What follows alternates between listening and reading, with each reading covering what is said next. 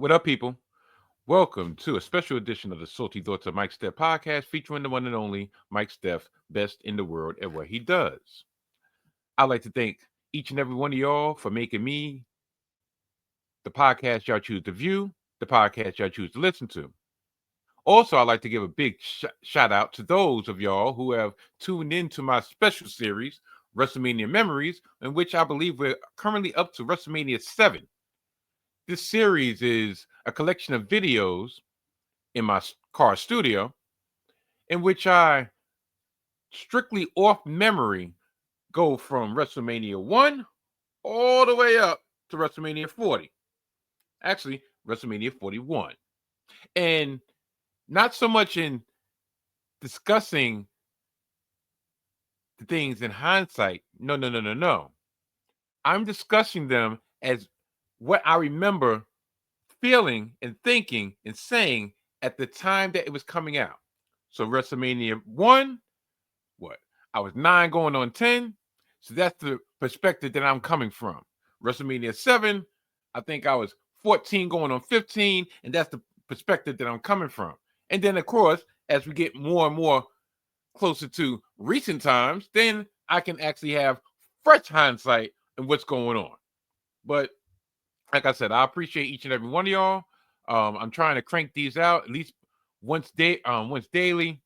It's not going to be finished by WrestleMania 41 because I started supremely late, but I consider this to be WrestleMania month. So hopefully by the end of the month, I will actually get up to WrestleMania 41, which probably won't be needed because I will be doing a recap of WrestleMania 41, either on this platform or my brothers of Gimmick Infringement, Winchester McDowell, on the 19 Media Group YouTube channel and all streaming platforms where the podcasts are available. Or maybe I'll do both. Who knows? Depends how I feel. And tell you the truth, right now, I'm really not in a great mood. Normally, I'm an open book, but in this case, I'm going to hold my situation close to the chest, and I'm going to use this outlet as a venting mechanism. A way to get off my angst, and also I'll give y'all all the news that you can use concerning WrestleMania 41. When I say this build-up has been, in most cases, lackluster, that would be an understatement.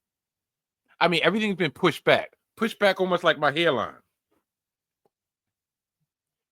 We started WrestleMania season a month, man, I'll say about 3 weeks late because we have the Royal Rumble on February 1st. Usually like the end of January, but literally it's January. We had the Royal Rumble February 1st. And then we had Elimination Chamber March 1st. And then there was 6 weeks in between from March 1st, Elimination Chamber, all the way to Easter weekend, which in some circles is very controversial that they're having this double night event on a holiday weekend. Not only a holiday weekend, a holy holiday weekend. And tell you the truth, I got some thoughts. I got a lot of thoughts. So there will be a return of the rapidly popular segment Heel Turn, in which I got a lot of things that I need to get off my chest concerning the current state of WWE, where they're leaning toward. I've been saying it for the last couple episodes. The powers that be, at least the powers that be in front of the camera and behind the camera, are leaning into some very unpopular beliefs, some very unpopular avenues, and some areas in which people my ilk might start feeling a certain way and might stop patronizing your form of entertainment. Never mind about the fact that prices are sky high. Yes, I know you're on a high. You're breaking records everywhere. But as a lot of people have mentioned, and my brother Winchester had mentioned, and my brother Tyler McDowell had mentioned on their recent edition of Gimmick Infringement, it's kind of tiresome when every week you're giving yourself a pat on the back for how much money you've gotten from my pockets. It's like, dude, are you not reading the room? We're going through a recession. Damn near, hopefully not, but we might be going through a depression soon. And you're touting your back. Another sellout. Okay, another sellout. Great. But you're charging like, case in point, they had NXT Roadblock last month in the Mecca, New York City, the theater at Madison Square Garden. I really thought long and hard. I'm like, all right, well, I looked at that because I think they had Raw at the Garden the night before. I knew I was going to be priced out of that because, first of all, it's the Garden. Second of all, just the way the prices have skyrocketed, I knew I was going to be priced out of that. But I looked and I was like, you know what? Y'all fooled me last time. Y'all fooled me last year when I went to the Raw before WrestleMania at the Barclays Center and I had a terrible time, save for the first half hour, because that was the first time in my wrestling fandom that I was able to see The Rock in living color. But after that half hour, the rest of the 2.5 hours was pure bullshit. So I was like, no. You're not getting me this time. And looking on TV, I'm actually glad I didn't go because saying it's the main event, that show was trash. But I was like, you know what? NXT is a different animal. They're going to be hungry. They're going to be out to prove something. And that title versus title between Julia and Stephanie Vaquer, yeah, I really wanted to see that. Plus, it would have been another outing for me and Main Event K to go to. Another check on the bucket list, so to speak. When I looked at the prices for NXT Roadblock and the nosebleeds were almost $200, I said, you know what? Y'all can kiss my ass. I'm not doing it. No matter what kind of fan I am, no matter what kind of quote unquote brand loyalty I give, I'm not coming out my pocket spending $200 on those nosebleeds for NXT. I love the people down there. I'm glad that they're grinding and they got to get their hustle. But come on, man, y'all just sold out Madison Square Garden. Y'all gonna sell out the theater regardless. $200 for some nosebleed seats? Like I said, respectfully, kiss my ass. And there's a reason why this is dropping on Monday and not on Sunday, because Sunday was Passover. Sunday was Palm Sunday. And I was not, and especially in the mood that I'm in right now, I did not want to be blasphemous and spew everything that I got in my mind, everything I got in my chest, everything that I don't have on my phone, because guess what? This is going to be an edition that there's not going to be any notes. This is going to be straight off the dome, off the top, freestyle, if you will. So there's going to be a lot of ornery takes. But yeah, so being the fact that y'all had extra time and y'all charging all these prices, you would think that the build would be upper echelon, top notch. Like last year, I was foaming at the mouth, pause, for WrestleMania to come. I mean, I'm always hyped for WrestleMania, but the way they structured everything last year, it was like must-see event, must-see TV every day. I mean, every week. Raw, SmackDown. You had to tune in to figure out what was going to go on next. What way were they going to go? This year, crickets. To me, crickets. Besides the triple threat. Oh, which triple threat? I'll get into that. We got 2 triple threats. We got a fatal 4-way. We got a tag team match that was thrown together at the last minute. We got another tag team match, title match, that was kind of thrown together at the last minute. And we already saw part of it last week. We got a couple women's matches that have gone off the rails. Well, I should say one has gone off the rails. We even got a ethnic slur. Well, not ethnic slur, but El Grande Americano. So wow. So Chad Gable finally gets a one-on-one match at WrestleMania under a mask as El Grande Americano. Yeah. So that's what's on check. That's what's on tap this week. I was almost about to just blow my load in the intro, so I'm not going to do that. I'm going to go match by match, and I'm going to give you my thoughts on the match. And fuck it, I'm going to give y'all my predictions. Whether I'm right or whether I'm wrong, I really don't care, because evidently it doesn't look like WWE cares. And then after I give y'all match by match breakdown, well, predictions, I'm going to give you my thoughts on the Hall of Fame ceremony and all the surrounding events going around on WrestleMania weekend. I mean, they got WrestleMania After Dark. WrestleMania After Dark. It's almost like to me that just off the top of my head, I'm like, there was like a club-like event that would go on WrestleMania weekend that would cater to a certain demographic, a certain crowd. And it's almost like you're trying to squash them and put them out of business. You know, WrestlePalooza? Shit. I'm not sure if they're still going on with it, and I'm quite sure they are.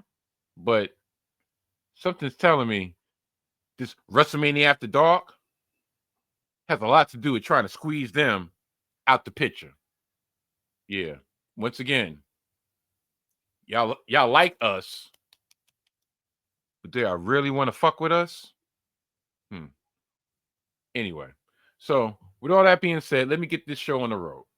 Good night. And goodbye.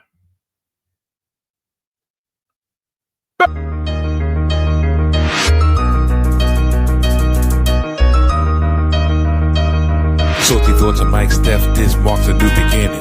Thanks for supporting a total reinvention. The soul is still here, but the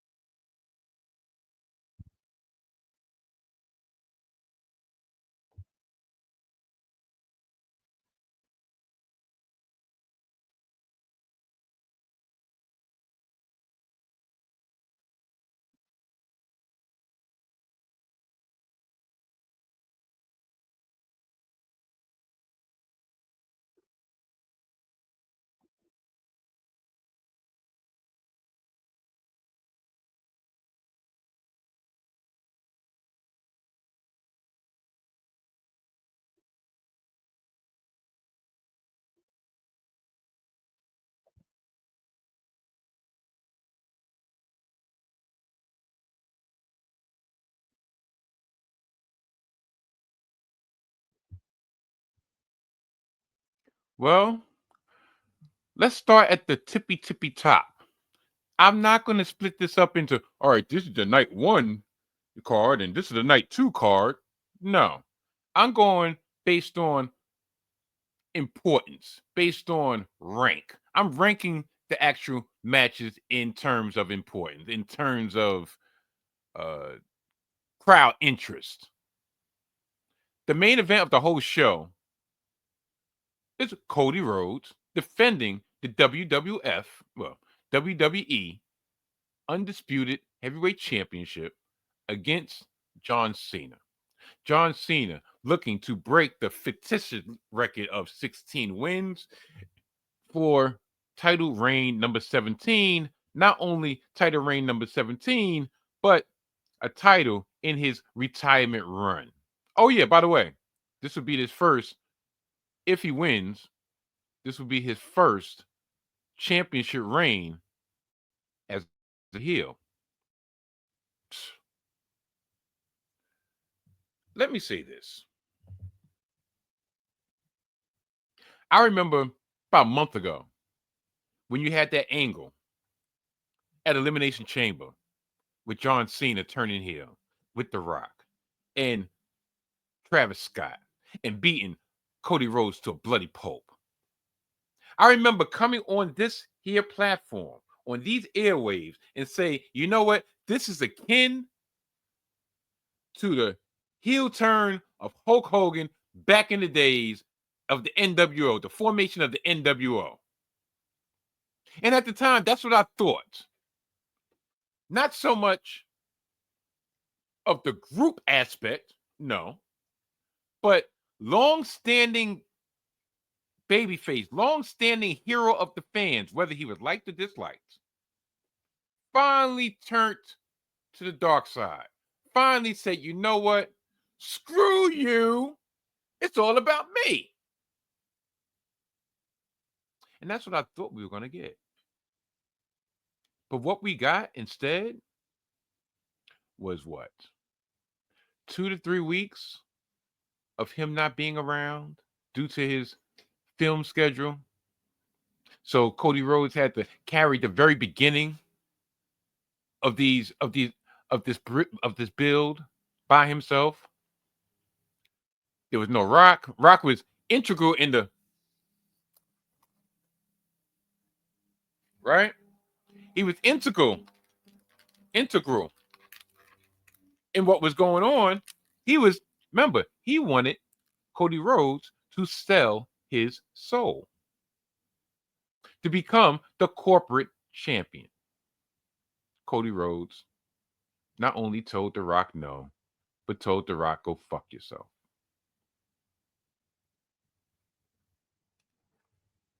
John Cena, all the histrionics. He gives Cody a hug, and then his face turns sinister when The Rock gave the sign. He kicked him in the nuts and commenced to whoop his ass and get blood out of Cody Rhodes. So I'm figuring, all right, well, John Cena out there, well, at least The Rock will be showing up. Nope, no Rock. No, from location, no, from via satellite, nothing. Travis Scott knows not to show his ass around because he got a receipt probably more expensive than those Cactus Jack sneakers.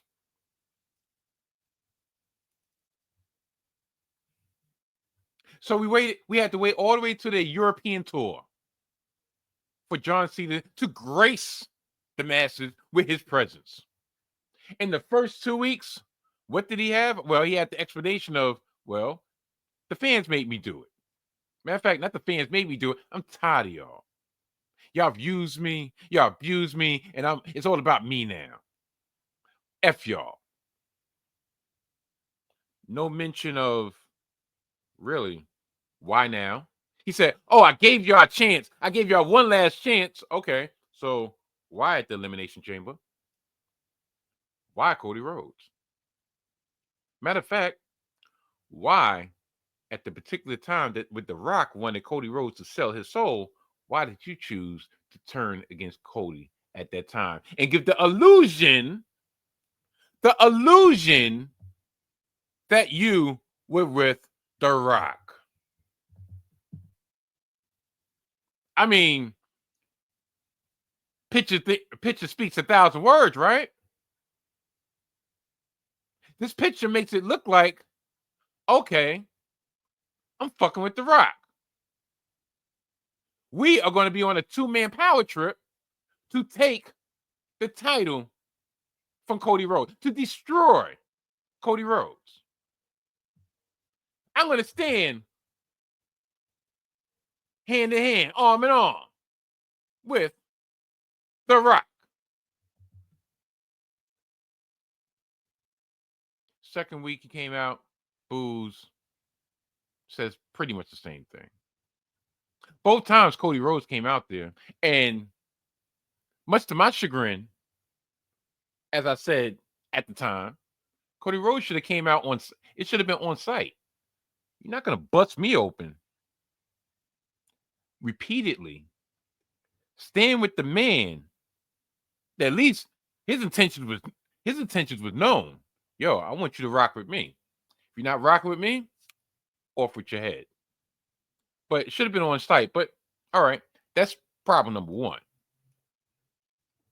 So then they get into the promo battle where Cody Rhodes attempts to be B-Rabbit and say, you know what? Everything that you're going to have in your arsenal, I'm going to tell you first. Yeah, I got a lisp. Yeah, I got an effed up tattoo on my neck. Yeah, I do this. Yeah, I do that. You know, they had some zingers back and forth.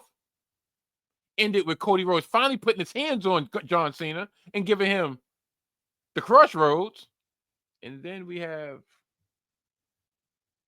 another 2 weeks of silence from John Cena. Now, prior to me recording this, it was announced, I believe, that John Cena will be present this Friday at SmackDown. Thank God, because I was about to go on a tirade of how in the hell are you helping build this match, which is the main event, and you're nowhere to be found. Like, listen, I know it's limited dates, but if you're going to put yourself or you're going to allow yourself to be put in the main event of WrestleMania, then go hard or go home. For all of the fault of The Rock last year trying to shoehorn him in and shoehorn himself in and push Cody to the side. Once he got rejected, he was like, all right, quote unquote, we're gonna recalibrate, or he allowed stuff to be recalibrated, and he showed up. Is this supposed to be some type of heel thing? Like, well, you know, to get more heat, I'm not gonna show up. No, it's some selfish shit. Yeah, I said it.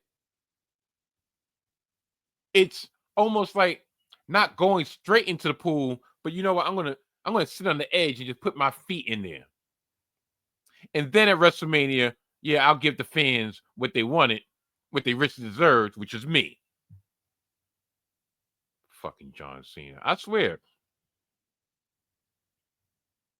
It almost makes me wish that he had nothing to do with WrestleMania this year.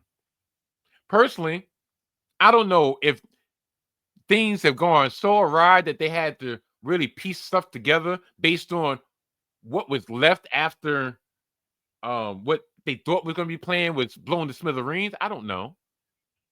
And as a fan, tell you the truth, I don't give a fuck because I'm looking at the end result. I'm looking at the card as it is right now, the build that we've gotten to this point right now, and I'm like, nah, this don't rock with me. If anything, I want to say there's at least 3 different matches that they could have had Cody Rhodes go against. I mean, Cody Rhodes have that would have had better build than this build has been, based on the fact that the 3 other people actually would have been there. And I'm not talking about being there every week, but come on, even Roman's been there less than. Matter of fact, has he been there less than Cena? Possibly, but at least he was written off from Royal Rumble all the way up to the cage match at MSG. So he was written off for 6 weeks. That gave him an excuse. What the fuck is John Cena's excuse? Okay. The match at hand. Do you really think that they put John Cena in this position to lose? I'm not saying that Cody Rhodes should lose. I'm stating the facts that, yeah, I think Cody Rhodes is going to lose. And I think something in the back of my head, something quote unquote heinous is going to happen at the end of this match, at the end of the second night of WrestleMania, in which you're going to effectively be able to take Cody Rhodes off the chessboard when it comes to the championship for the time being. Will there be a betrayal of one of his close friends? Will it be another massive beatdown? But what could be more hardcore than what they did at Elimination Chamber? And he came back, swollen eye, black eye, and all. So I think it has to have something that actually hits in his soul. to make him not concentrate on revenge right now for John Cena, but concentrate on revenge on what happened to him at the Showcase of the Immortals. I don't know. But yeah, John Cena is getting number 17. Is this the way I would have wanted it? No. But to close on this match, I'll say the following. Going forward, who has more opponents? A face, Cody Rhodes, or a heel, John Cena? John Cena has stated that his goal is to be the last real world champion. That he's going to ride into the sunset and retire with the WWE Heavyweight Championship. Well, World Championship. And that they're going to have to start anew without him because they didn't appreciate him when he was around full time. That's a stated goal. So if he wins, and it's pretty much a battle against time because he has said into 2025, he's gone. You have a litany of opponents that can try to get the job done before he rides in the sunset. You have Cody Rhodes out for his revenge. Take him off the chessboard, like I said. You have potentially Randy Orton renewing that rivalry, but the situations are different. Randy Orton's the face, John Cena's the heel. You have CM Punk still out for his elusive championship reign upon his return. He already got the WrestleMania main event in night one. Icing on the cake, championship gold. Once again, roles reversed. CM Punk as the face, John Cena as the heel. Roman Reigns. You think Roman's going to be out this picture for so long? I don't think Roman Reigns is going to lose, but at the same time, he's another opponent if he stays opposite of Cena. Shoot. Could Roman Reigns be the one that comes and screws Cody Rhodes out the championship, getting revenge for the ending of WrestleMania 40? But would he align himself with John Cena? I could see him aligning himself with The Rock. You see, just coming off the top of my head, there's opponents lined up for a heel John Cena. For a face Cody Rhodes, there's nobody there. What you going to do, solo again? Drew McIntyre? He could have, but he's stuck in the doldrums. Who else? Yeah, my thoughts exactly. So, yeah, my prediction for this match, John Cena will win his 17th championship, his 17th title, and close out WrestleMania having his time be now. Look in my eyes, tell me what you see. It's the cult of personality. I know your anger. I know your dreams. I know everything you want to be. Oh, I'm the cult of personality. The main event of night one, a triple threat. CM Punk versus Roman Reigns versus Seth freaking Rollins. Some people have a problem with this being the main event because they're like, there's nothing on the line. There's no title on the line. Jay and Gunther should be the main event because it's for the world title. Normally, I would be in that camp. Maybe not whining like that, but I would be in that camp. But based on star power, Where the fuck you think you're gonna put this match at? As I was saying, who else is gonna who else is gonna main event? You have 3 of the biggest names, not only in wrestling, well, not only in the WWE, but in the industry itself. And you have backstory. It's not like you just said, you know what, I'm going to put the 3 big names in together and just, poof, have a match. Everything is intertwined. Some people would say, well, this has been in the making since 2012, the formation of the Shield. Remember, they were brought up as being CM Punk's henchmen. And some people would be correct. But this goes back further than that. This goes back to the origin of CM Punk and Paul Heyman. This has been joked about as being a Paul Heyman on a pole match because of the infamous favor that CM Punk was owed by Paul Heyman for helping him help the tribal chief, helping him help the head of the table, helping him help Roman Reigns.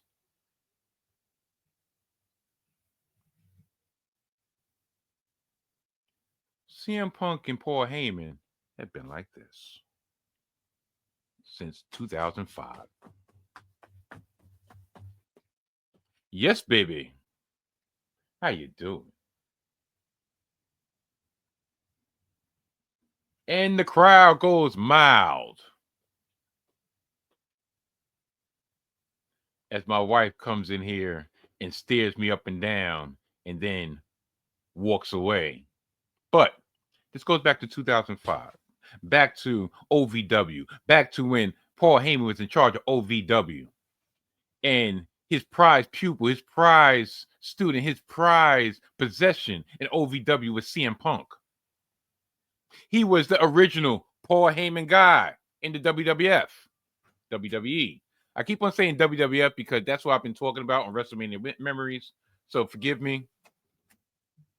But it goes back then, right? Then you fast forward to 2012 when CM Punk was the WWE champion. Goes back to 2012 when CM Punk was the reigning WWE champion.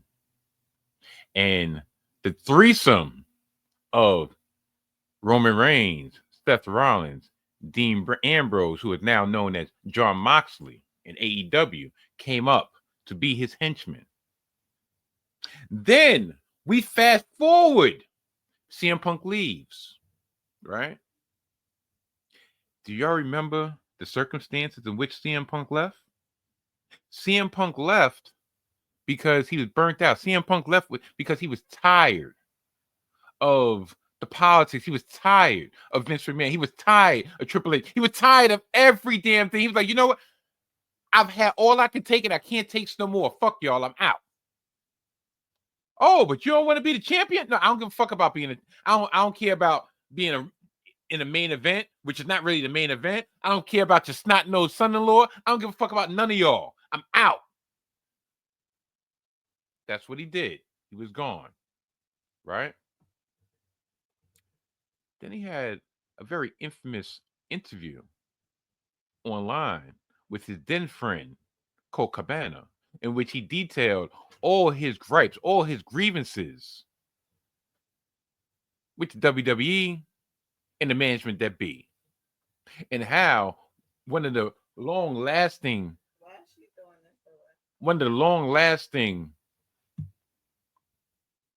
thoughts, comments, phrases from that infamous interview was he kept on getting told, make sure you make Roman look strong. Roman has to stay strong. Roman needs to stay strong. Roman needs to go over, right? That is what caused a lot of the fan backlash. Went right around the time, right about the initial rise of Roman Reigns. That was the initial backlash against Roman Reigns because all the smart fans, all the IWC fans heard that interview of CM Punk and said, you know what? CM Punk is right. This is the reason why this motherfucker is being pushed down our throat. Right? So that's a little bit of reality that's been going on. That's a little bit of reality that's been going on. And that was a lot of resentment by Roman Reigns in real life toward CM Punk of, damn, dude, you helped them kick my back in for years and you was gone. Like, if you would have felt that way, if you felt that way while we was here, you could have said that shit. But you waited until you was gone. Said what you wanted to say, and then, poof, gone for, at that time, well, what, 8 years? That's another backstory to that. Then, real life and on screen, 2020, middle of the pandemic, Roman Reigns comes back after the scare with leukemia, after making sure that the safety precautions are being held during the pandemic, concerning, came back with some brand new teeth and came back with one other accessory, Paul Heyman. He became a Paul Heyman guy. According to Roman Reigns, he rescued Paul Heyman from obscurity and brought him ashore to the island of relevancy. Because Brock wasn't working in the pandemic. And the two of them cultivated the tribal chief. The two of them cultivated the head of the table. The two of them cultivated who we know now as Roman Reigns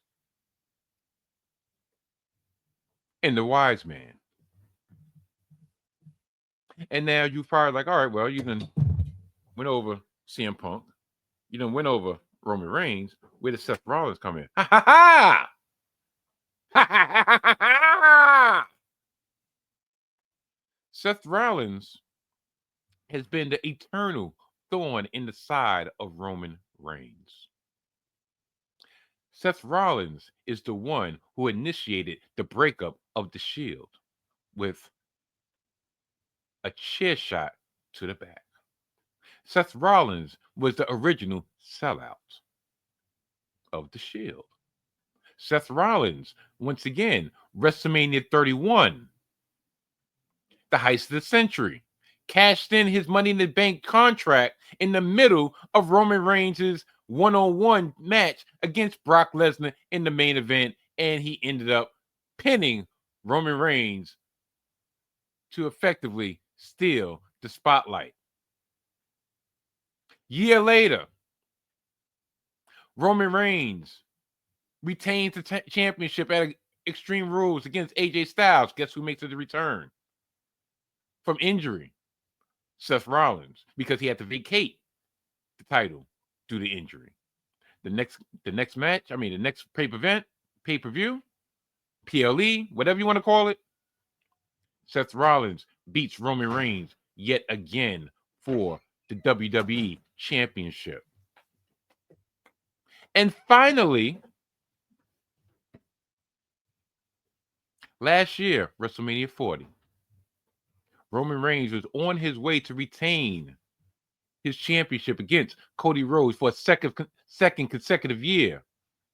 And guess who came out to play the mind games with Seth Rollins? Once again, with Roman Reigns. Once again, with Seth Rollins. The rage, the anger that Roman Reigns has harbored toward this man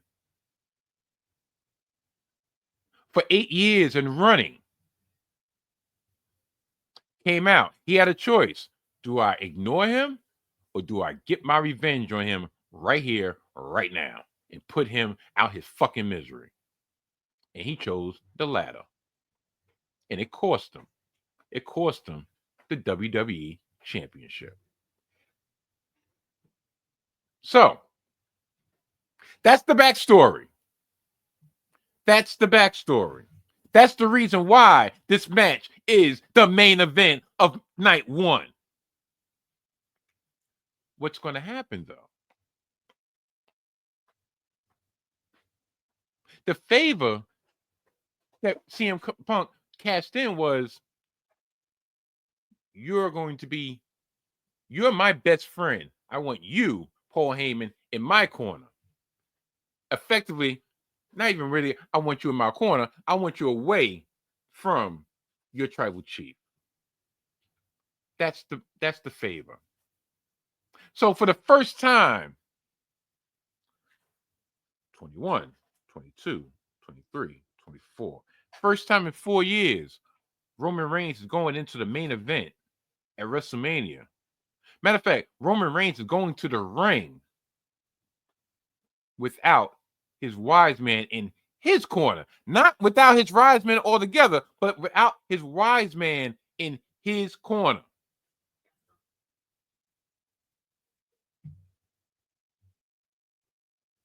CM Punk has played the ultimate mind game, and now there's all the scuttlebutt of, well, what's going to happen? Is CM Punk going to go heel? Tell you the truth, I don't think so. Not yet. Because somebody's like, well, maybe Paul Heyman will stay with CM Punk after WrestleMania. I think they did this because of the special event, the enormity of this match, the situation of CM Punk finally gets his first WrestleMania last match main event. That's what it is. If CM Punk was going to go heel, then they would have revealed this at the end of the match, that CM Punk and Paul Heyman was in cahoots all along. Now, some people would say, well, Seth Rollins is the odd man out, so therefore that means Paul Heyman is going to go with Seth Rollins.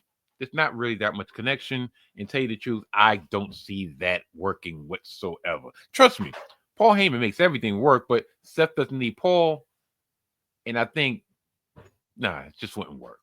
Even though that would be another thing, another notch in the belt of Seth Rollins of, I cost him his championship not once, not twice, 3 times, and I took his wise man. And oh, by the way, and I screwed CM Punk. You know what I actually think is going to happen? Because this whole time, they did bring up, Seth Rollins did bring up that upon his return, Roman Reigns' return, he never apologized to Paul about leaving him for dead on the island of relevancy with the Rogues bloodline. He just expected him to fall in line.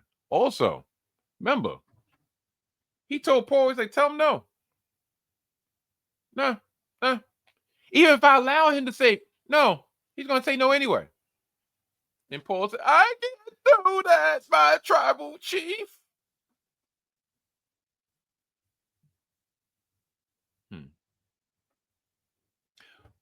What I think might happen, my prediction, CM Punk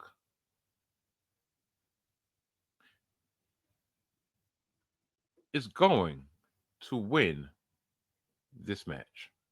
Matter of fact, that's my heart talking. Roman Reigns is going to win this match. Roman Reigns is going to win this match with the help of Paul Heyman. And you know who he's going to pin? He's going to pin Seth freaking Rollins. That'll give him a chance to exercise all those demons for the last 8 to 9 years. And in turn, screw over CM CM Punk. Will he go full heel? Roman Reigns hasn't changed. He's still that arrogant son of a bitch that you love to hate or you love to love. So there's no such thing as him turning heel because technically he never turned face. Paul Heyman's been more sympathetic. So if anything, Paul Heyman would be quote unquote turning. But Roman Reigns has stayed the same. He still expects everybody to get down on one knee, kiss the ring, and acknowledge him. So that's my prediction. Roman Reigns will win this match by pinning Seth Rollins and in turn screwing over CM Punk. And that will lead to the road to SummerSlam with a one-on-one between Roman Reigns and CM Punk. Trust and believe. I wish CM Punk would win. But at the same time, that's what I feel, and that's what I said. Take it to the bank. Jey Uso, main event Jey Uso, goes for the World Heavyweight Championship against the Ring General, Gunther. Jey Uso got this title opportunity based on winning the Royal Rumble. Jey Uso, at every turn, was getting his ass whooped by Gunther. Week after week after week after week. Or should I say yeet after yeet after yeet after yeet. Gunther might have played his hand a little bit too far. A couple weeks ago on Monday Night Raw, there was a match between Gunther and the brother of main event Jey, Big Jimmy Uso. And after back and forth, Gunther took care of business and won, which was to be expected. But not only that, no. Gunther had to make a point. He had to prove a point. He had to send a message, right? He bloodied Jimmy Uso. Not only did he bloody and batter and pulverize Jimmy Uso, he did it while Jey Uso was zip tied to the ropes and helpless.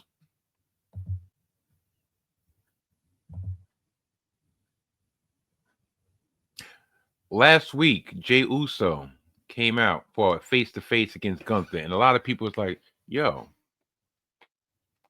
if homeboy did that to my brother, it wouldn't be no talking. Once again, it'd be on site. Here's a caveat. He explained, and only the way he can, that up until that point, he was doubting himself. He was doubting whether he had what it took to win the World Heavyweight Champion. Matter of fact, he was doubting himself on whether he had what it took to beat Gunther. He was straight up scared of Gunther. And he had to go home to his family and tell his family that he was scared. But he also had to go home to his family and explain what happened to his brother right in front of him. And then it came to him. Nah, Oos. Can't let this shit ride. I'm not going to yell. I'm not going to scream. I'm not even going to put a hand on you right now. I'm going to let all this anger, all this animosity, all this emotion build up inside me until I see you at WrestleMania. And not only until I see you at WrestleMania, until I take the one thing that you care about the most. And that's that belt. That's that belt over your shoulder, that's that belt around your waist. The thing that makes you feel that you're superior to everyone else. But beforehand, I'm going to say a prayer for me to forgive me for everything that I'm going to do to you. And he said it nice and calm. He even told the crowd when they was, yeet, yeet, he told them, calm down. We're not doing that right now. I want this man to look me in my eyes. As a matter of fact, I want to look this man in his eyes and let him know everything that's coming to him. Everything that's coming to him. And I'm going to give him the anticipation of knowing it's coming. There ain't shit he can do about it. Now, of course, the IWC and said, "Oh, Jay Jay doesn't even deserve the spot. They dragged this too long. Same old shit every week. He getting his ass bust." And they might have had some points. Now, I don't want to hear from other outlets that, okay, this was the plan. They simmered it down to raise it back up and made it peak. No, I think they saved it. They saved it. Because to me, him announcing what he announced, that he was going after Gunther right after the Royal Rumble, and y'all still had a month before the Elimination Chamber, that was the mistake. They did a slight tease of him and Cody, but they went to that way too quick.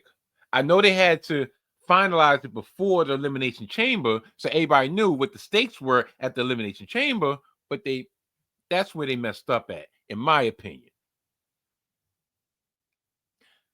Some people want to know, okay, where's this going to go? This is happening on night one. Do you have it at the very beginning of the show?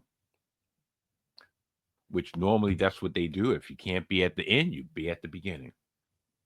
And being the fact that I'm going to say right now, Jey Uso is going to become the world heavyweight champion. Listen, for as much faults that I'm going to get into later about Triple H and his booking, you can't have that man get his brother slaughtered and then take him to WrestleMania and get slaughtered himself. No, that's not going to happen. And once again, go forward. What's the better story? Gunther going on a rampage for losing, or Jay doing all this and getting all hyped for him to lose yet again? Yeah, my thoughts exactly. So I think it's going to go first. Jay's going to win. You're going to have all of Allegiant Stadium. Dude, Oos. Jay won. Just beat Oos. Won. And I feel sorry for who has to follow that match. Not the match itself, but the after effect. Now, there's some thought that you put it second to last, because the only thing that could probably be able to keep the crowd up from that high is the triple threat main event. And while that might be true, if it was Roman Reigns, would you put him second to last? If it was Cody Rhodes, would you put him second to last? Or would you put him first to set shit off? My thoughts exactly. So if you want both of these men to have the stature going forward that you really have set them up for, you do the same thing. You put them on first. You set it off. You set off last year with, I think it was was it night 2? Yeah, beginning of night 2. You had Seth Rollins versus Drew McIntyre. Drew McIntyre won. CM Punk. Of course, Drew McIntyre the title because Drew McIntyre was being an asshole. Damian Priest cashed in. High. You didn't put that second to last. You put it on first. And that's what you're going to do here. Now brings us to the first women's match of my preview. The triple threat match for the Women's World Heavyweight Championship. Io Sky defending against both Bianca Belair and Rhea Ripley. How did we get to this point? When I say this has been some real bullshit,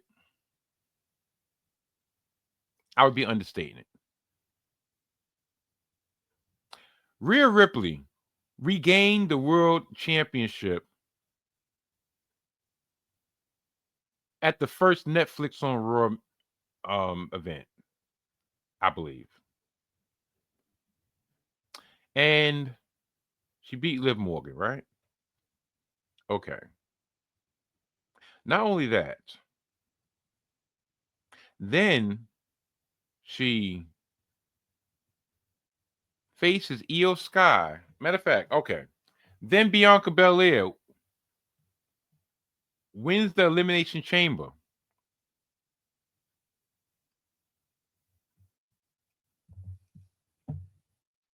After dealing with being trapped in the pod with Naomi and Jade going insane after Jade reveals that Naomi's the one who attacked her all those months ago. So Bianca had to overcome the emotional trauma of seeing two of her best friends go at it with nothing that she could do. And she went on to win the Elimination Chamber. Right? So, while this was going on, Io Sky would deserve the rematch. Or she was granted a rematch against Rhea Ripley. And Rhea Ripley wanted to prove once and for all that she was the dominant female on Raw. Even though she had never beaten Io Sky, she wanted that notch in her belt to go into WrestleMania against Bianca Belair. Bianca Belair is at the ringside trying to see who was going to win, so she knew who her opponent was. Toward the end of the match, for some godforsaken reason, Rhea Ripley gets in her feelings and wants to know why Bianca Belair looks like she's cheering on Io Sky. So she gets in her face and she puts her hands on her. And Bianca, rightfully so, said, "You know what, bitch?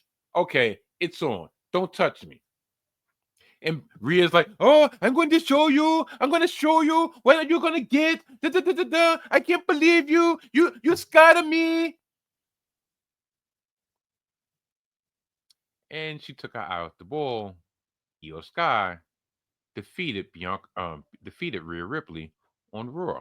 So right then and there, it was going to be set. It was set up to be Io Sky versus Bianca Belair at WrestleMania 1-on-1. Rhea Ripley on the outside looking in.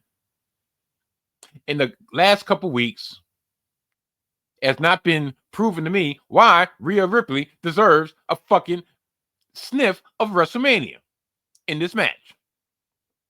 Why? Because she's Rhea bloody Ripley?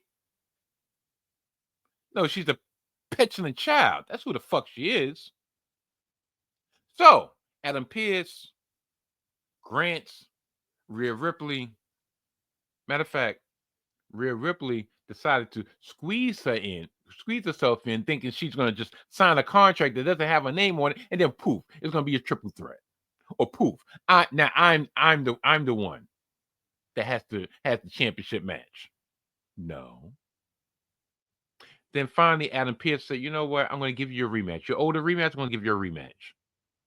Why did he put Bianca Belair as the special referee? Neither here nor there. I have no effing idea, but he did that. I mean, we know, but in reality, why would you put the upcoming challenger at WrestleMania in a position? And she rightfully said, "I don't know how to referee." So of course, stuff happened. They kept on hitting Bianca. Bianca's like, "No, fuck this. Ring the bell. Double disqualification. Get the fuck out of here." She got no love lost for Rhea because Rhea was doing that intentionally. Tell you the truth, it shouldn't have been a double disqualification. It should have just been a disqualification against Rhea Ripley, and she's out.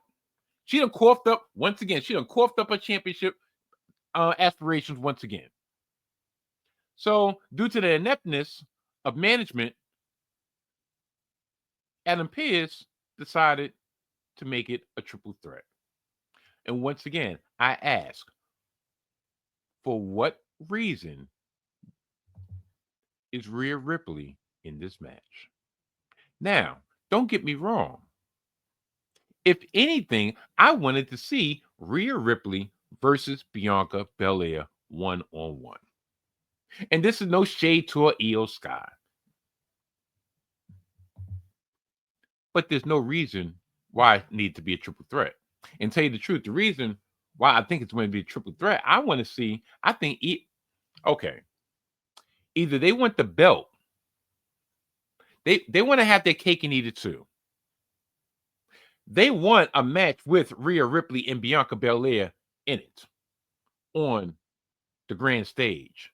But they don't want either one of them to take the fall. Io Sky's going to take the fall, which I think is bullshit because Io Sky deserves better. I guess her reward is you're going in to WrestleMania as the champion, and you're going to be the one that loses it. And then that'll set up Rhea versus Bianca going out of WrestleMania, I guess. Now,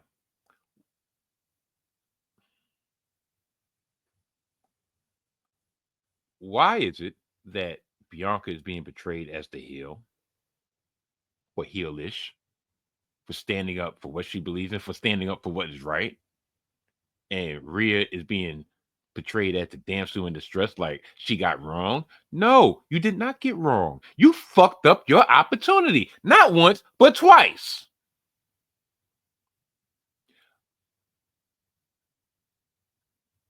If the situation was reversed in WWE canon, would Bianca got this opportunity? Think about it. Yes, she's being booed like she's doing something, like she's just supposed to roll over and say, you know what, Rhea, you got it. You got it. This has been boiling over since Survivor Series, since the War Games, when Bianca rightfully said, like, who the fuck made you captain? Okay, captain. Look back. It was simmering since then. And rightfully so. Who the fuck made you captain?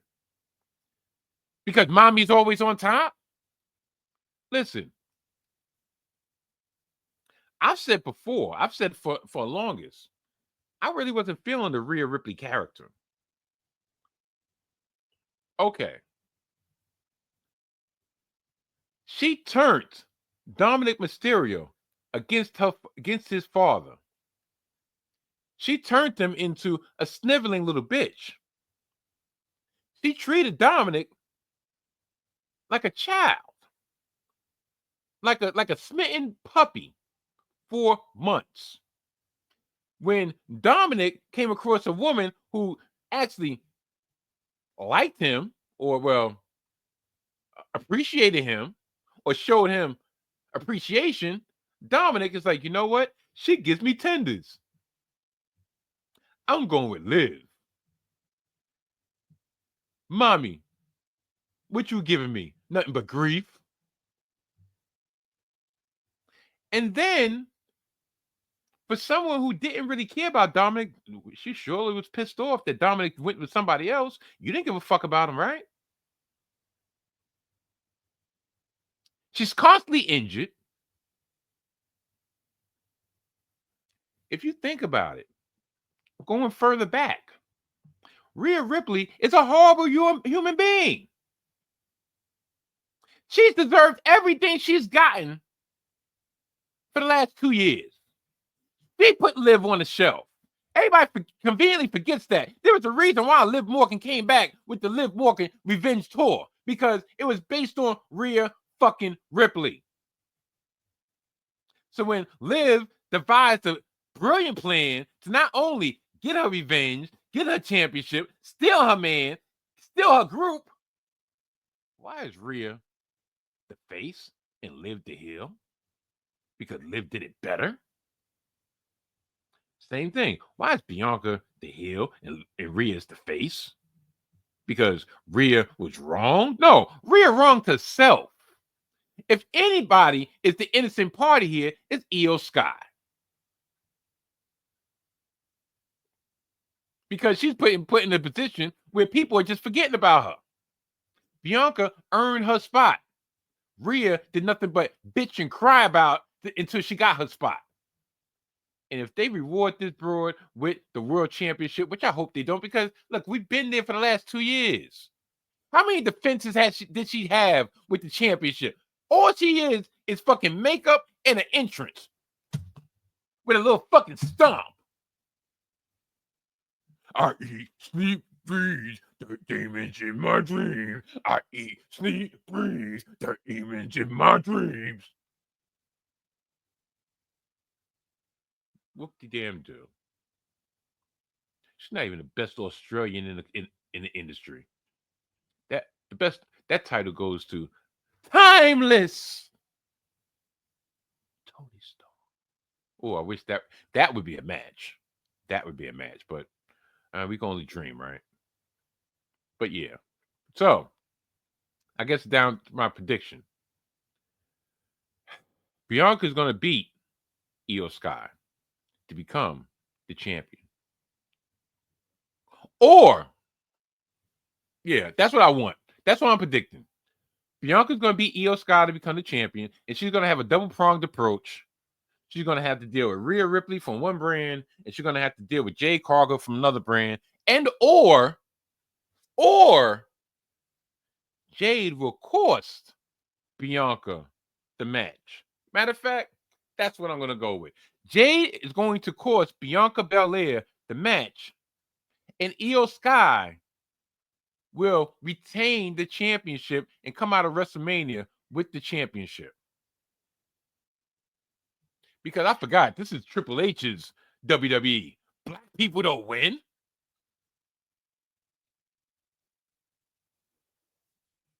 Look at it this way. The Street Profits, they got their championship. They finally won the tag team championship after 4 years, right? Are they even on the WrestleMania card? They put the gold on. Put the gold around my neck, gold in my teeth. Finally got gold around my waist. And guess what? You're not even going to be on a WrestleMania card. You're going to go against the Motor City Machine Guns on SmackDown. I rest my case. Shoot. Tell you the truth, looking at this lineup, damn. There's a lack of melanin on this lineup. Oh, wow. That's crazy. Okay, we got matter of fact, we got 3 black women on the lineup.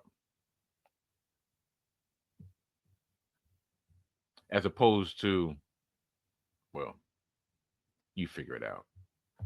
Next up is the match for the WWE Women's Championship.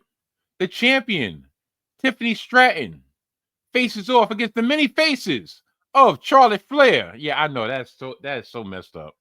That is so messed up. I shouldn't have said that, but it was just that keeps on giving. Like, okay. This feud has gotten personal. For all reports, they do have legitimate heat from the back against each other. And it's easy to fault. It's easy to blame Charlotte Flair for the origin of this, and I am going to blame her somewhat, but I'm also going to blame the powers that be that put her in this position. Everybody knows that Charlotte is very protective over her spot. Everybody knows that there's an automatic backlash whenever she comes back from time off, from an injury, what have you, that everybody knows that, okay, we're just counting down to win. Charlotte not only is going to get a championship match, she's going to get that title around her belt, around her waist. So to build up her return at the Royal Rumble, everybody knew it was a fait accompli that, yeah, Charlotte's going to win. Did Charlotte need to win a second Royal Rumble? No. No, she did it. But she won regardless. Did she need to come back as a face? Fresh off injury? After winning? No. You wanted to have her back as a face, then you have her have heartbreak at the Royal Rumble and climb herself from the bottom back to the top of the mountain. But no, she came back at the top of the mountain. Then you want to know why she doesn't have any sympathy. I'm not going to get into the personal situations with Charlotte because at the end of the day, that's none of our business. And if somebody was talking about my marriage or my love life and bringing it on screen, I probably would feel away to a certain degree. So I'm not gonna do that. I mean, people do know, unfortunately, that her and Andrade divorced a couple months ago prior to her return, and yeah, of course that's gonna be thrown in her face. But you also have vignettes showing her, not showing her rehabbing, no, showing her living the lap of luxury on yachts and with the finest clothes and living on the finest part of town like she was her father. Styling and profiling, Charlotte Flair. The diamond in the rough. The queen has returned. Okay, so that's one half of the equation. You put her in a position, an impossible position to succeed. Don't get me wrong, I'm not the biggest Charlotte Flair fan because it just seems like there's always something going on with her. Either with her and Sasha, her and Becky, and now her and Tiffany Stratton. Now, you didn't put Tiffany Stratton in the best position either because you have her as a face when everybody knows damn well she should be a heel. Tiffany time! That's a heel. Cher from, or I forgot her name, but pretty much the character from Clueless that Alicia Silverstone played. Yeah, it was cute and everything, but that annoying accent, that rich ditzy blonde stuff, that's heel. Why? Because last year at the Elimination Chamber in Australia, you had a whole bunch of people that was cheering for the busty blonde or the busty blonde that can do bat flips. Still a heel, no matter what. I commend y'all for listening to the audience, but when it makes no sense, or when you're not really getting the context of why they're cheering people on, that's a problem. Her character hasn't changed not one bit. She's still the uppity broad from Minnesota with the championship now. She screwed her best friend. Well, she screwed her friend after her friend, yes, was treating her like shit, but she screwed her friend and took the title from her. They had the back and forth a couple weeks ago on SmackDown in which Charlotte was clearly gotten to by the Chicago fans, Chicago crowd, and Tiffany threw some shots at her, said she was 0-3 in marriages, in which Charlotte shot back, but Kaiser's in my DMs. No, the fuck he ain't. He not messing with no long back. And even he threw shade like, you know damn well I ain't messing with you. I got better taste. But this went off the rails before that, when they had this infamous back and forth in which Charlotte no-sold everything Tiffany had to say. And Tiffany is not experienced enough to think on her feet to put Charlotte in a place, but best believe that second time with shit went off the rails with Ray Barrett in the ring, I wouldn't say commentating, but holding form. She had a couple zingers in the barrel. Charlotte, like I said, has been known to hold on to her spot. Charlotte, unfortunately, doesn't like putting people over. Legitimately over. I'm not talking about losing. That's another thing. She just like putting people over because he feels like that would diminish her spotlight, her star. If Charlotte lowered, all right, 5 years ago, Charlotte, quote unquote, lowered herself down to go get the NXT championship because that's one championship she never got. And she went to NXT in the pandemic and wrestled and did not put over not one female on that roster. Not only that, when she lost the championship, she did not lose it back to Rhea Ripley. Rhea Ripley was the one who got pinned by Io Sky. And then she went back up to the main roster, but put nobody over. Conversely, Becky Lynch, when she was getting a lot of feedback, backlash, so forth, she went down to NXT. And yes, she did win the the NXT championship. But in the course of her time at NXT, she had 2 to 3 matches with Tiffany Stratton that solidified her as a star on the rise.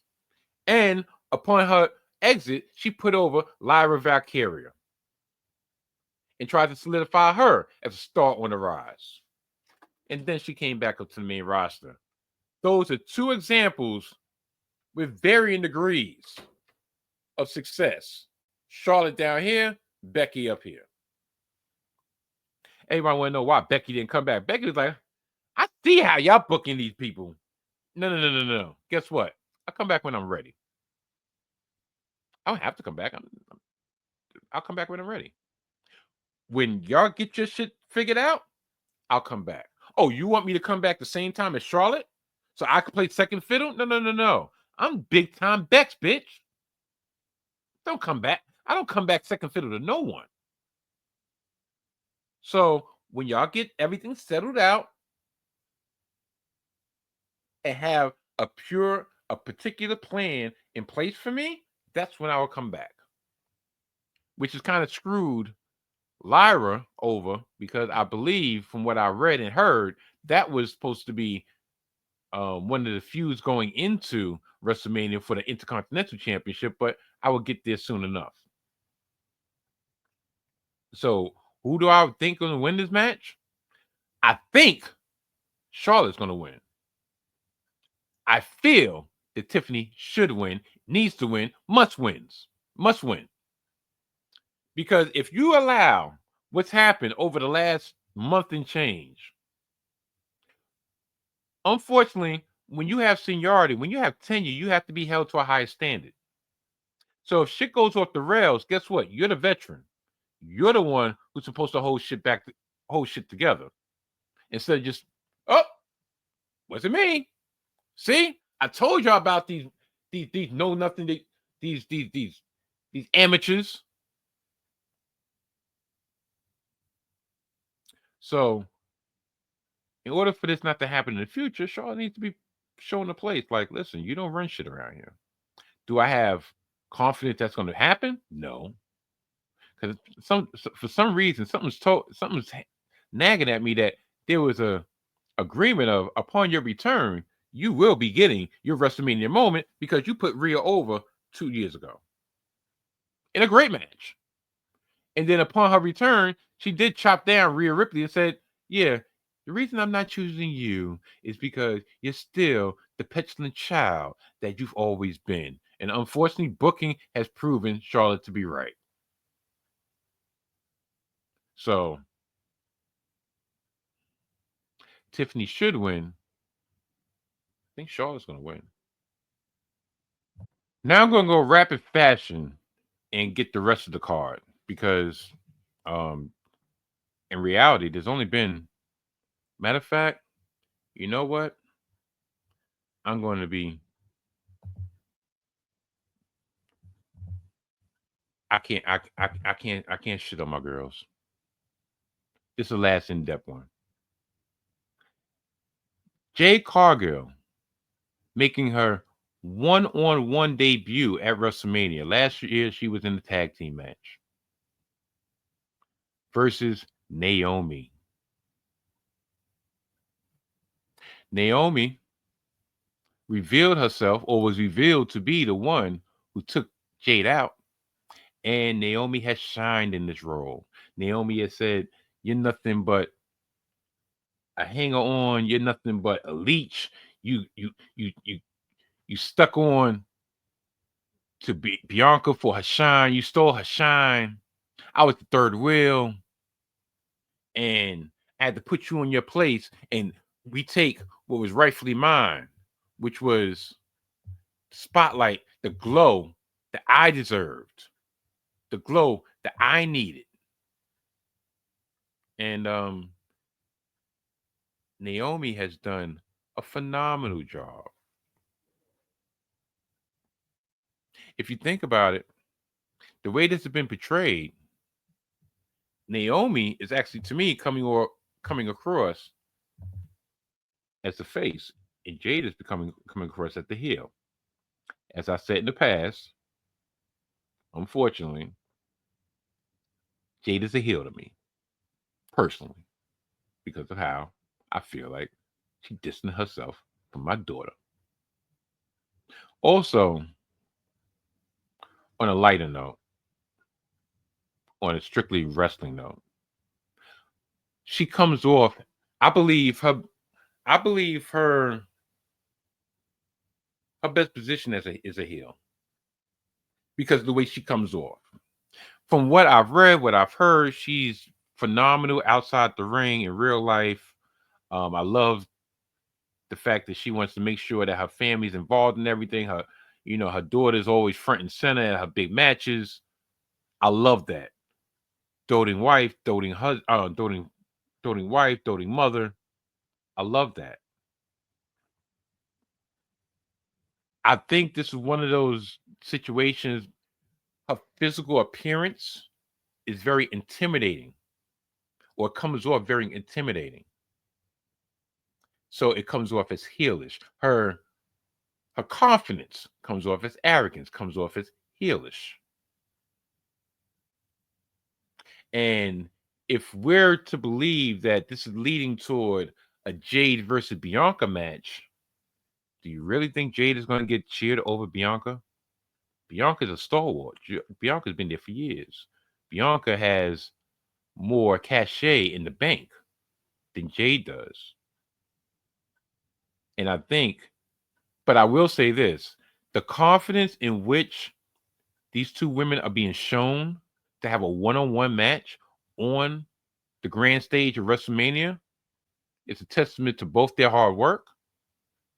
It's a testament to their ability, and I have a feeling that they're going to show out. When Jade made her return in the chamber, she was crisp, she was on point, and she was vicious. And I think that's what we're going to have. To tell you the truth, if you wanted to have a Sin City street fight, it should have been between these two women, not Drew McIntyre and the Street King. Fuck out of this Street King. Sorry. So, as for my prediction, Naomi. That's who I feel is going to win. That's who I think is going to win, and that's my prediction. If things are to be believed, on some quote unquote backstage heat, Jade Cargill is going to take this L to see how she maneuvers after being humbled. Hopefully that's not the case. I just believe that Naomi, especially being the fact she's the one that's taking this leap of being a heel after all these years of being a face, and it's kind of counter her, I believe, her real personality, but she's doing a hell of a job. I think Naomi deserves to win. Naomi needs to win to go forward, and Jade will be all right. She'll be all right. Maybe, like I said, maybe her losing this match would cause her to be like, you know what? Yeah, that other B, double B to be exact. Yeah, she needs to get got. And I think that's going to be the case. Now for my run through for the rest of the matches. The Intercontinental Championship match. A fatal four-way between Dominic Mysterio, Dirty Dom, from the Judgment Day, Finn Balor from the Judgment Day, Penta El Zero Miedo, and the champion Braun Breaker. Who do I think is going to win? You know what? I'm gonna go off the reservation. I think Dirty Dom is gonna win by pinning Finn Balor. Penta will not take the fall.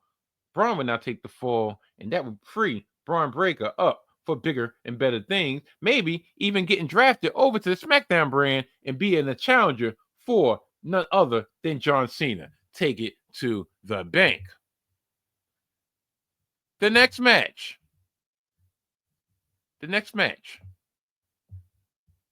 The War Raiders versus the New Day for the World Tag Team Championship. I mentioned this before. I really don't give a fuck about this match because they haven't given a fuck about this match. I'm picking the New Day to win because ever since their angle with Big E, in which they turned heel and insulted Big E and effectively didn't break up the New Day, they broke the New Day from Big E. They've been floundering. They have not been taking advantage. They have not capitalized on their momentum, and I believe this might be an opportunity to recharge that momentum that the New Day has, especially with the viciousness of Xavier Woods. He's leaning so far into this, and tell you the truth, I think they deserve that match. Plus, truth be told, I want the titles off these hooligans, these raiders, if you will, these well, a boogaloo boy, if you will. So yeah. Ivar, as far as I know, Ivar cool, but that other dude, nah, I don't rock with him. I don't rock with him in Old Girl. So yeah. New Day for the win. New Day for the win. New Day for the win. New Day for the win. New Day for the win. Another very, very storyline that's borderline disrespectful. Rey Mysterio getting his WrestleMania match against El Grande Americano, aka Chad Gable. Once again, this is the way. This is what you would do. This is what you're doing. You're putting Chad Gable under a mask because he lost to Penta and he wanted to learn the dark arts of Lucha Libre, and he went down to Mexico and he came back empty-handed, but all of a sudden this El Grande Americano, Rey Mysterio versus the coffee drink. This is what we doing?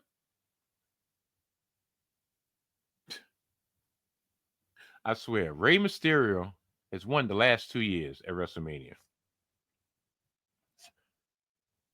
Will he go for a hat trick? I feel like if El Grande Americano loses this match, the angle is over. if El Grande Americano wins, they can go further. Him and his team will go further. So I'm going to pick an upset. El Grande Americano, with help from the dark arts of Lucha Libre, will defeat Rey Mysterio. The next match, WWE Women's Tag Team Championship match. The champions, Liv Morgan and Raquel Rodriguez, against the newly formed team who got this opportunity by winning a gauntlet match, Bayley and Lyra Valkyria. I think I spelled the name wrong. That Y should be an I, but y'all get the difference. Regardless, do I think that Liv and Rodriguez are going to lose this match, lose these titles so quickly? No, because they had to patch together tag teams as is. Why would you allow them to lose and then have a patchwork tag team? I think this match is more of a segue for an angle at the end of the match in which Bayley unfortunately will turn heel on Lyra, because Bayley been there, done that with the tag team champions. Yeah, she could win it the third time. It's not a record, but she's the only Grand Slam champion and becoming Intercontinental Women's Champion. That's a notch in her belt. And if from any indications, that banger of a match that they had last week on Raw, I feel like it's setting up for a turn. Not setting up for a return, but setting up for a turn. So, Liv and Raquel will retain. Bayley will bust Lyra's ass at the end of this match and effectively turn heel after they've totally botched her face turn. Another match. Why? I don't understand why. Do I have a render for this match? Maybe I don't. I guess I don't. I thought I did. Oh well. AJ Styles versus Logan Paul. AJ Styles versus Logan Paul. Why do I care? All right, you got AJ Styles on the card, but the only reason AJ Styles was on the card because you needed to find a spot for Logan Paul, and you needed to find somebody who could carry Logan Paul to a match. I'm not throwing any shade on Logan Paul's abilities, but you don't give him just a regular opponent. You give him somebody that can amplify his strengths and hide his weaknesses, aka AJ Styles. Do I care about this match? No. Who's going to win? Logan Paul. Yep.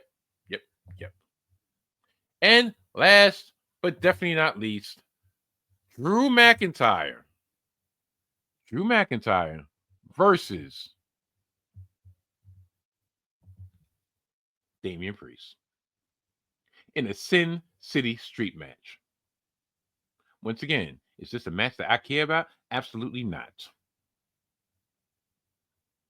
The Scottish Psychopath versus the Street King. Everybody saying, "Oh, Damian Priest is the main eventer. Damian Priest is the main eventer." No, Damian Priest is a good wrestler. Damian Priest can get good matches, and this should be a good match. But do I really need them brawling all around the stadium? Do I need them getting all the plunder? No, I don't. I really don't. Like I said, this would have been best served if you're going to have a street match. Should have had it with Naomi and Jade. So the winner, Drew McIntyre, because Damian can afford to take the loss. This is a comeuppance from Drew McIntyre spitting the bit last year, and Damian Priest taking advantage of that. And yeah, that's pretty much it. Like, really don't got much else to say. So before I get out of here, I gotta give y'all a little bit of a heel turn. There's a reason why this picture is on your screen again. For all my audio listeners, It's a picture of the confirmation hearings of Linda McMahon, the head of the Department of Education, who didn't know the difference between AI and A1 steak sauce, along with Triple H, Stephanie McMahon, Shane McMahon, and Shane McMahon's wife.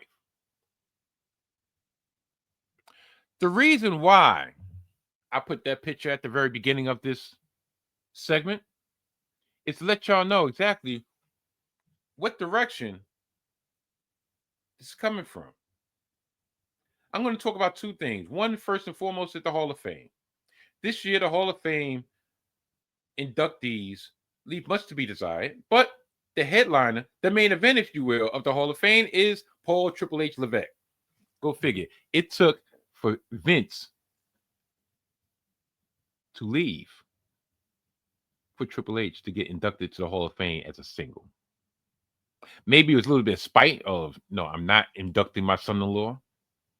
But it's very apropos that going into year 2 of the Paul Levesque era, as they proclaimed it for WrestleMania 40, that he chose to induct himself. This man, for all his faults, all his warts, never inducted himself in the Hall of Fame, never wanted to be seen nor heard at the Hall of Fame. But Paul Triple H Levesque has no shame in doing that. Put that to the side. Number one. Look at the inductees. Lex Luger, long awaited.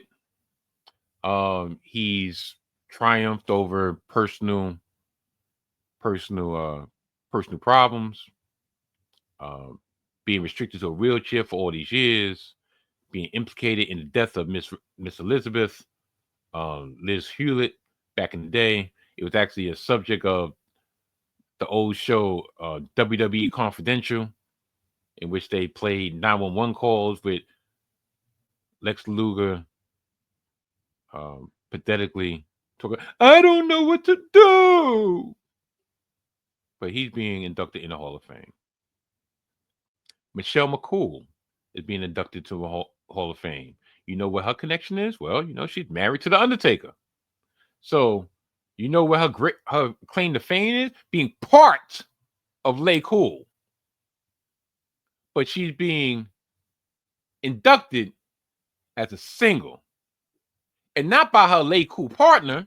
No, by her husband, The Undertaker, who is big on the big blue line, whatever the fuck they want to call it. One blue line, some shit.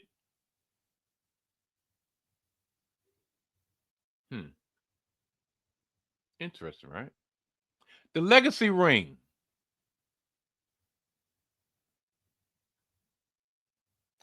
Are inducting Ivan Koloff and Kamala, the Ugandan giant. In a time, especially recently, with all the accusations being slung across the IWC from various directions, that WWE don't care about black people, don't care about their black fans, don't care about their black wrestlers, how they present it.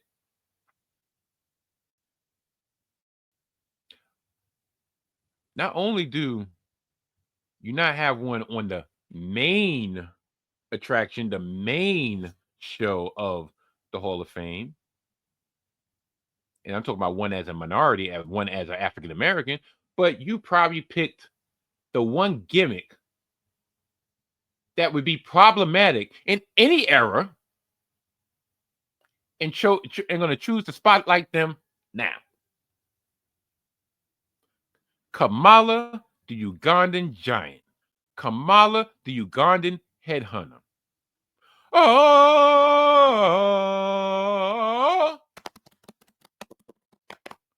oh.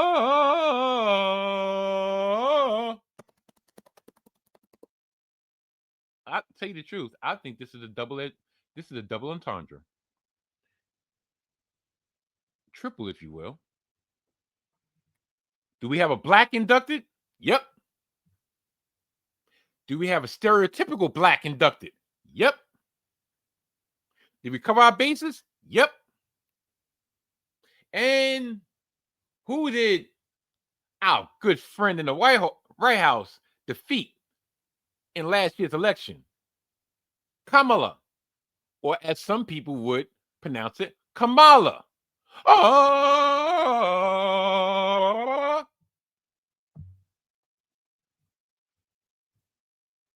Don't laugh because you know it's fucking true. You want to know why I lean for it to be true? Is this. Last week, you know who they had on this show as a guest commentator? Tony Hinchcliffe. Comedian, so-called comedian, right? He's famous for being at one of the Trump rallies, or the Trump rally at Madison Square Garden, about less than a week before the general election, and calling the island of Puerto Rico an island of trash, an island of garbage, amongst other unsavory comments. And then what does he do? He commits to get on. They have him, not the beginning of the show, which would be bad enough, not the end of the show, no, not just in the crowd, no, but they have him commentating on the World Tag Team Championship match between the aforementioned War Raiders with one of those cocksuckers that's in one of those groups that will not be named right now, and the New Day. Not only that, he makes comments about Big E's neck and how he was always the weak link, and the New Day was right in getting rid of him. You're talking about a person whose career ended. His life could have ended in the ring. Like, you have some type of cachet. Matter of fact, it would have been wrong for anybody to mention that. Nonetheless, you. But this is allowed. A couple weeks ago, we had Andrew Schultz, another controversial figure who says slick shit about minorities in the vein of being a comedian, spotlighted on WWE TV. We have this. You mean to tell me, listen, being the fact that your position, I'm not saying you shouldn't be there to support your mother-in-law. Okay, listen. I'm a married man. I know certain things just have to be done, non-negotiable, when it comes to support. But that motherfucker was front and center. For all, once again, of all of Vince's faults. And yes, indeed, he has connections with Trump going way back. He made a point to never to cross the stream, so to speak. Okay, my relationship with Trump is one thing. My business is another thing. Okay, that potentially can hurt my business. I will not cross the streams. Triple H is leaning into it. Or, matter of fact, WWE TKO is leaning into it. We already saw it on the UFC side. So I guess it shouldn't be surprising that it bled over to the WWE side. But all these things are starting to add up.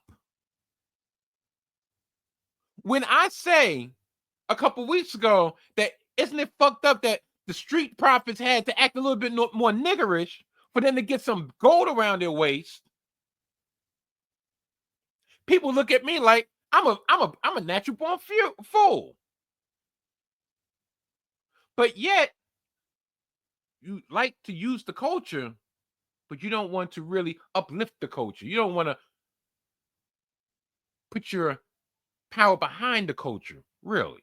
Because 1 and 1 does not equal 2 when it comes to this.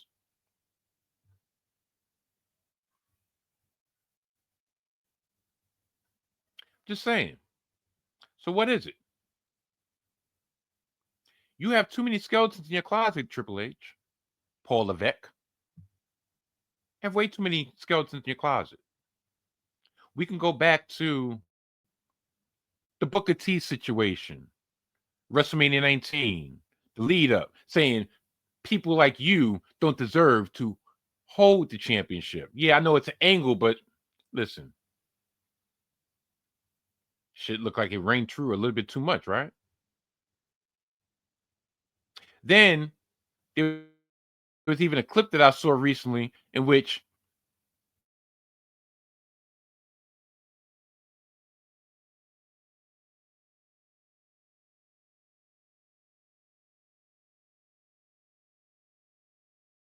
Black sent and tried what? Uh what? He's director of creative or head of creative, HOC. I wonder what's his thoughts about AOC, but I digress. These are things that as time goes by and these things become more frequent, they're going to cause a large segment of your fan base to start reconsidering where they're going to be spending this exorbitant money with. It's not about tribalism because AEW got their faults too. Oh, trust and believe. AEW has their faults too, but we're not talking about tribalism right here. We're talking about what's right is right, what's wrong is wrong. Little by little, eventually, people are gonna be like, you know what? Nah, I'm good. I watch it on my TV. Like, I've always been a proponent of, listen, I'm sorry, I don't boycott everything. There's some things that are non-negotiable though, due to my moral compass. I know somebody will look at me like, damn, like for years, I boycotted watching any of the Saudi shows until I start doing my research. Like, there's a lot of things that I use or I purchase that has strong connection to Saudi. So, okay, this is where I'm drawing the line. But for years, I drew the line on that. I drew the line on, I'm not fucking with Kanye. And recently, he's proved me right once again. Like, I can't listen. I don't want to listen to a Kanye new song, and I can't even listen to his old songs because he just. But that's my moral compass, and it's going to get to a point. If it's not getting there, it's getting to a point. If these things keep on happening in rapid succession, WWE is going to be one of those like, I like my merch. Maybe I won't buy my merch. Maybe I'll watch it on Peacock because, shoot, I watch it on Peacock. Are they really getting money from me? Peacock's getting money from me. Netflix is getting money from me. Maybe I don't need to give them direct money. Maybe I need to go. I don't need to go. I need to just do it. The man behind the man, behind the man, behind the man. You understand? But yeah, these are things that are going to be, and I'm going to keep on bringing light to these things because guess what? I don't give a fuck. I really don't. I have no sponsors I got to worry about. I got no big fan base that I got to worry about. Oh my God, Mike Steph is shooting off the hip. I'm not fucking with him. All right, well, so be it. Don't care. I would love for y'all to, to watch my content, but I'm not going to be beholden to somebody else's standards just for a view. Make no money off this shit. My passion project. I've told y'all that plenty of times. You can acknowledge me or you can't. Or you won't. So what? And that's my heel turn for today because I got to get out of here. Well, people, that brings us to the end of another edition of the Salty Thoughts of Mike Steph podcast. Once again, I'd like to thank each and every one of y'all for making me the podcast y'all choose to view, the podcast y'all choose to listen to. Next week, yeah, I'll be back. I know it's funny because y'all probably like, Don, he's being sporadic. No, I'm not. Not really. I'm going to let y'all know right now, though. This podcast is not going anywhere, but Full-fledged episodes will probably be coming more bi-weekly, at least for the time being, because I'm going to continue, especially since I'm continuing this WrestleMania memory series. So I'm giving y'all content. It's just the full-length episodes. Yeah, they'll probably come bi-weekly for the foreseeable future. So just give you a heads up. But next week will be an exception because it is WrestleMania 41, and I will be giving a recap. Might fuck around and go live one night afterward, depending how I feel, and actually depending on how the show is. Because if the show is trash, I probably will go live because I probably won't be able to go to sleep because just to get the rancid taste out my mouth before I enjoy, hopefully, night 2. Or if night 2 is trash, then I need to get the rancid taste out my mouth so I can go to sleep. But neither here nor there. Please check out Gimmick Infringement, Winchester McDowell on the 19 Media Group YouTube channel. They drop each and every late Sunday night, early Monday morning on the YouTube channel and all streaming platforms wherever podcasts are available. Please check out my bro from the Chi-Town, Desmond Powell. Why I said, oh wow. My bad, Des. I got you. Please check out Desmond Powell. Hip to the games. He's gearing up for the NBA playoffs. And I'm quite sure an episode will drop at the end of this week with a full-fledged NBA playoff preview. Please check him out on all streaming platforms where podcasts are available and the YouTube channel of the 19 Media Group. Last but not least, please check out Hidden Gems Football. That's right, Hidden Gems Football, hosted by myself and the Mojo King. We dropped an off-season transaction episode about a week or so back, talking about what we perceive to be important transactions in the NFL offseason, and the NFL draft is coming up. And we will not be reviewing the NFL draft because I don't know one of these college players. I'll just wait until they get drafted to the team and I can figure out how they do when they're full-fledged pro. Yeah. So I think that's all the plug. Oh, one last one. I almost forgot. And what's messed up is I actually got a clip. What we gonna do? Drive around, raise the sunroof, up loud. We gon' come through, cause we got no time to waste. Gotta rap where we come from. Ain't a fight that we could ever run from. Tell your girl she can kick it if she wants some. Cause we got no time to waste.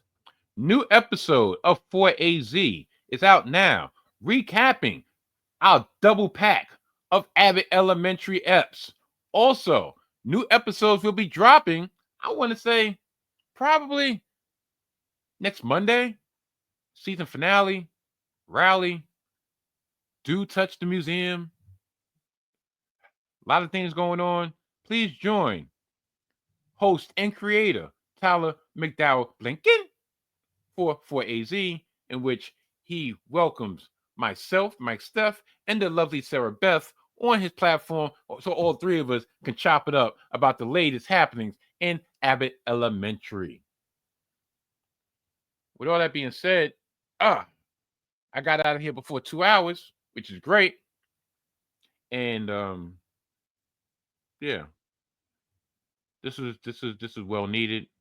Like I said, I ain't divulging why I needed to do this at this point in time. Cause tell you the truth, I was thinking about not doing it, or maybe just do a clip and just say, you know what, that's my episode for the week. But coming in front of y'all and just being able to be me is great. Also, coming in front of y'all and doing almost a 2-hour episode with no notes whatsoever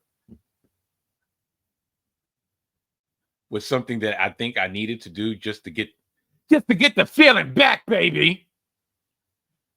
Cause do y'all realize that for years I used to run my mouth almost 2-3 hours at a time straight with no notes? I've gotten away from that, but at the same time, it's a gift and a curse because certain situations I need to be detailed and organized. In certain situations, I just need to go off the top of the cuff or go off the cuff. And that's the one benefit of this WrestleMania memory series that has helped me is really getting back to that spontaneous way of me doing these podcasts. I'm not saying it's going to be an everyday thing, but this was much needed. So, with all that being said, I'm going to get out of here. Darn, what's this?